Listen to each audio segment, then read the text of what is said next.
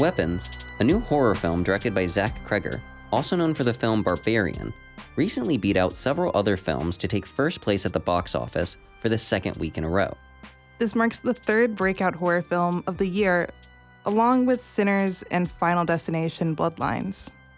Sinners is currently in fifth place for the year in total gross at the domestic box office, with $279 million, which is over $100 million more than last year's number one horror film, Quiet Place Day One. I'm Jason Acuna. I'm Rihanna Winter. And this is Unbothered from WFSU. And this week, we are looking into the renewed fixation on the horror genre. And we'll be talking to a couple local horror junkies about how this trend is showing up in their own backyard. So Sinners, Final Destination: Bloodlines, and Weapons are taking audiences by storm. Yeah, this year we have a great slate of horror films, and we haven't even reached the Halloween season yet. You have Weapons, which is the most recent release of the three films. It follows a classroom of children who vanish overnight, leaving a small town spiraling in the wake of this mysterious tragedy. There's also Final Destination: Bloodlines. This is a new installment to the Final Destination formula, but it takes a generational spin on the formula. And we also have Sinners. It's a supernatural Southern Gothic that follows two twin brothers who return to their hometown in the Mississippi Delta to open a juke joint, only to encounter an otherworldly evil. So I haven't seen all three of the films yet, but currently my favorite has to be Sinners. I mean, I saw it back when it was in theaters. I know it's on streaming now, but I just loved the soundtrack, and the sound design for Sinners was just fantastic. It was really immersive for not only the genre, but the time period. Yeah, Sinners, alongside having just great production value and looking awesome, it also really attracted people who are into the more thematic or symbolic elements to the film. A lot of the conversation around the movie is people kind of speculating on some of the things they saw in the movie. And I think that's part of the cultural impact that it's had, in addition to being just a very strange genre blend for what we usually get. You're mixing kind of a Jim Crow era period piece with supernatural horror monsters. It's kind of a piece of Black speculative fiction that also includes some musical elements. So there's really nothing like it, I would say. Yeah, it makes a lot of sense that it was the first horror film of the year to kind of break out in the genre. Yeah, and we've had more than just these three horror films this year, but these have been breakout films, what exactly is a breakout film, Jason?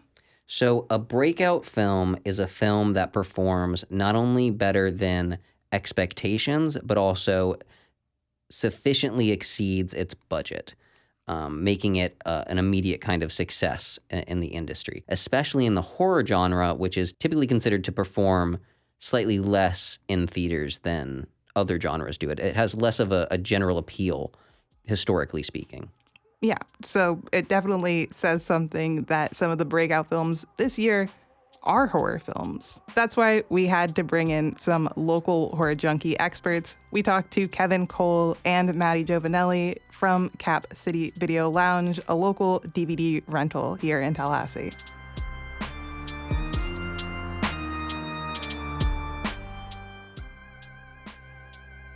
And so my first question is just, what are your guys' thoughts and feelings on how the horror genre is performing this year?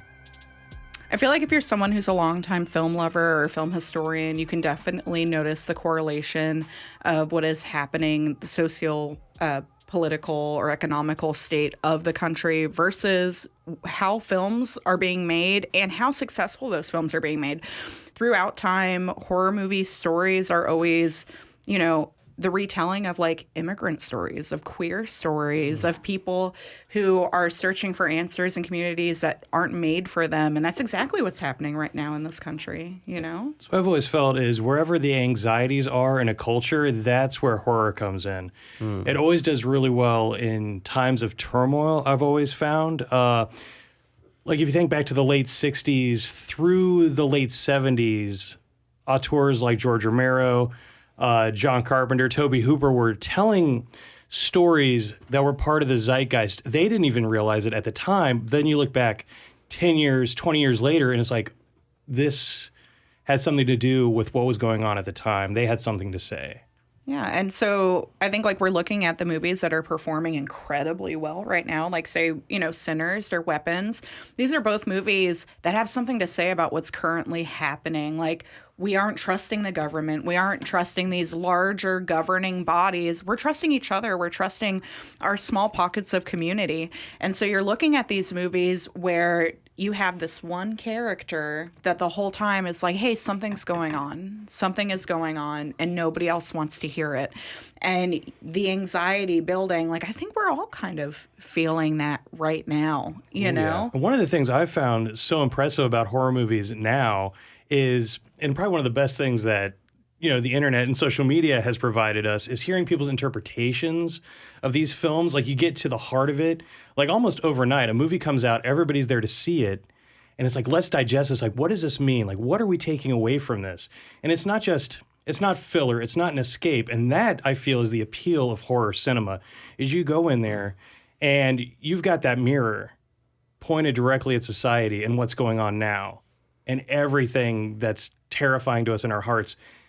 And it gives us something that allows us to realize we can make it through this. We've just got to figure it out. And the best way to do that is to do it together.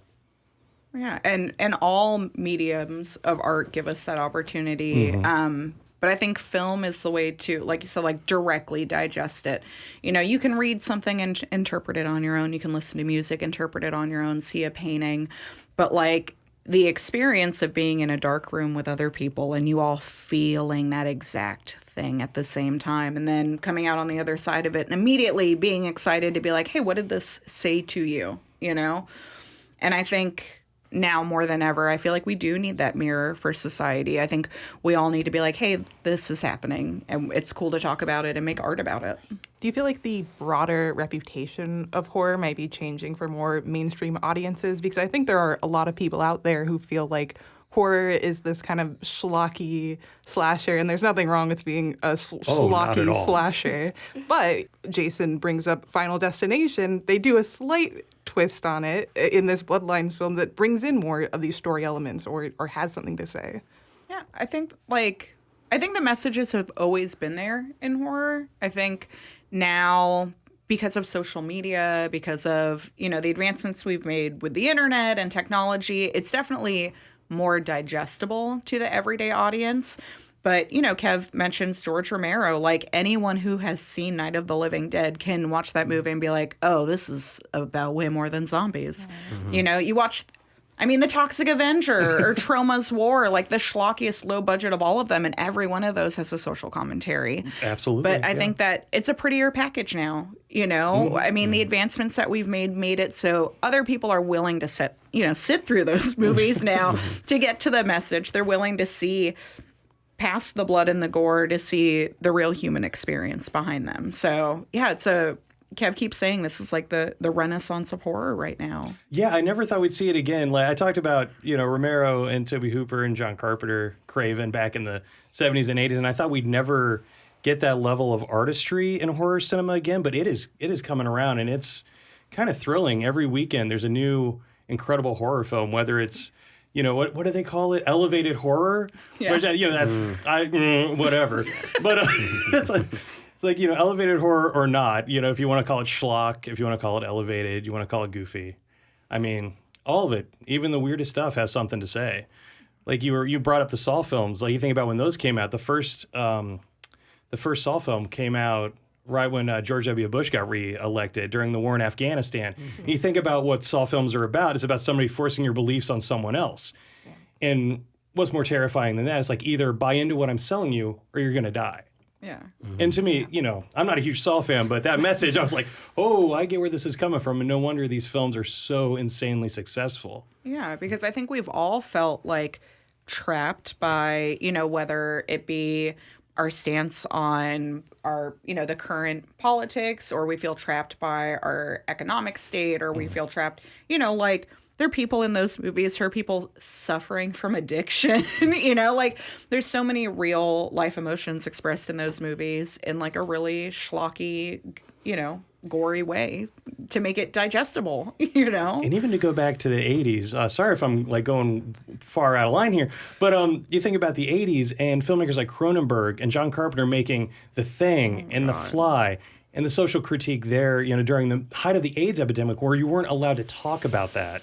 Yeah. And these guys are making horror films, and I know they adamantly deny it, but like we were there, we're watching this and putting that onto the film. We're taking that as what they're talking about. Yeah. Or You even know, what like, the intentions of the film are. yeah. And so going off of that, are there conversations that you guys are aware of going on in the film world where people are kind of noticing this uptick in horror? Maybe we'll see more productions going forward as they're seeing this trend? Man, I genuinely hope so. I think people are starting to realize like these IPs, like people constantly making Marvel movies and comic book movies, it's kind of trending downwards. I think there's people starved for an original concept, an original story for them to latch onto and talk about, because I think we're a little tired of talking about the same rehashed stories over and over again. And just to interject for a second to go off of your point about IP, in this past weekend where Weapons was the number one movie domestically, the next 4 movies that were on the list were Freakier Friday, a sequel, Nobody 2,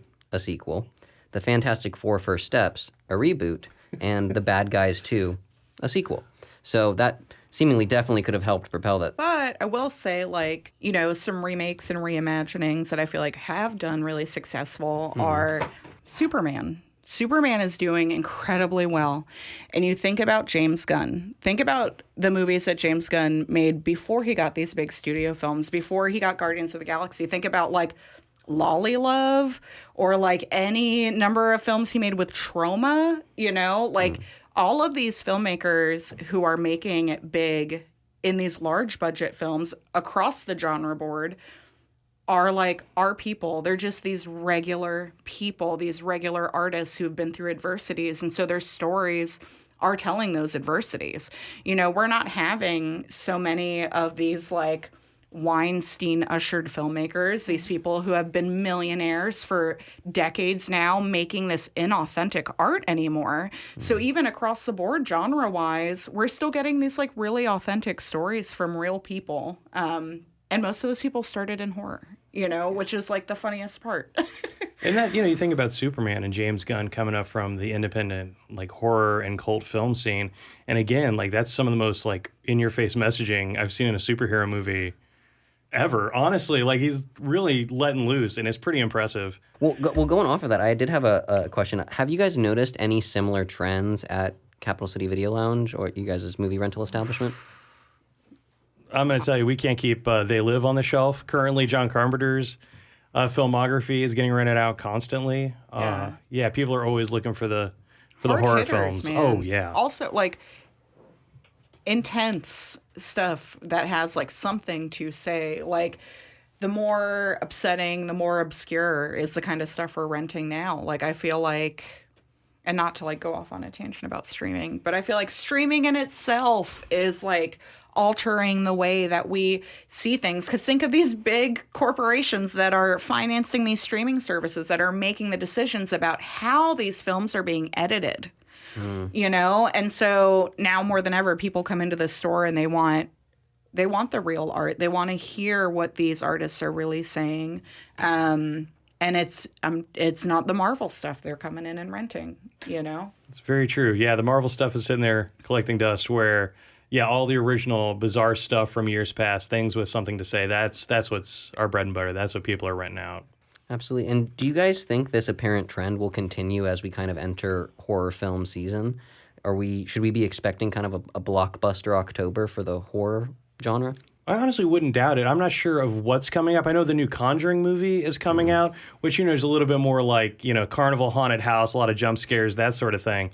But yeah, as long as our culture continues trending towards these rough times, I don't see horror getting unpopular anytime soon. I think it'll just continue to grow and grow. Yeah.